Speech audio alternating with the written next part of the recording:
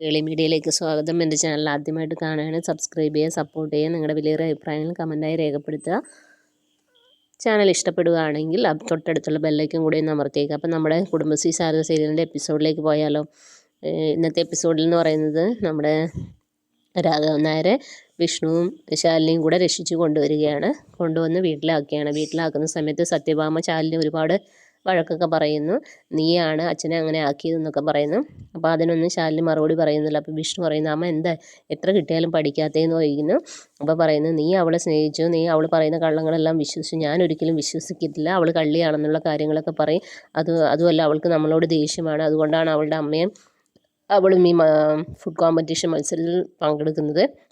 നിൻ്റെ അച്ഛന് വേണ്ടിയിട്ടാണ് ഞാനിത് പങ്കെടുക്കുന്നത്, അവരെ എന്നെ തോൽപ്പിക്കാനല്ലേ ഇതിൽ പങ്കെടുക്കുന്നതെന്ന്. അപ്പോൾ വിഷ്ണു പറയാം, അതൊരു സാധാരണ മത്സരമായി കണ്ടാൽ പോരെ എന്നൊക്കെ ചോദിക്കും. അപ്പോൾ സത്യഭാമയ്ക്ക് അതൊന്നും ഉൾക്കൊള്ളാൻ പറ്റത്തില്ല. പിന്നീട് നമ്മുടെ നൂറിൻ്റെ വീട്ടിൽ കൊണ്ടാക്കുകയാണ് അനൂപ്.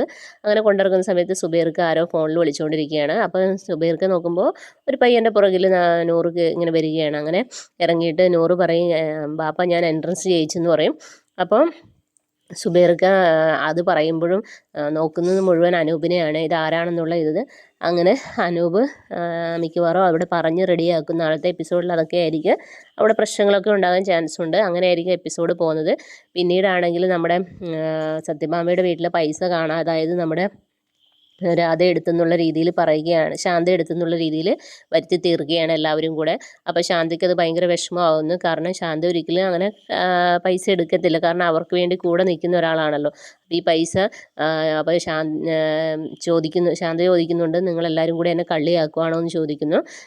അങ്ങനെ ശാന്ത വിഷമത്തോടു കൂടി അവിടെ നിന്ന് ഇറങ്ങിയിട്ട് നമ്മുടെ ശാരദ ടീച്ചറുടെ അടുത്ത്, അവിടെ അപ്പോൾ ശാലിനിയുണ്ട്, ശാരദ ടീച്ചറുണ്ട്, അവരുടെ അടുത്ത് പോയി കാര്യങ്ങളൊക്കെ അവതരിപ്പിക്കുകയാണ്. ഇങ്ങനെ ഞാൻ പൈസ എടുത്തെന്നൊക്കെയാണ് എല്ലാവരും കൂടെ പറയുന്നത്, ഇനി എന്ത് ചെയ്യും എന്നുള്ള രീതിയിലൊക്കെ പറയുകയാണ്. ഇതൊക്കെയാണ് നാളത്തെ എപ്പിസോഡിലുള്ളത്. അപ്പോൾ നാളത്തെ എപ്പിസോഡിനായി എല്ലാവരും വെയിറ്റ് ചെയ്യുക. അപ്പോൾ okay, bye bye, thank you.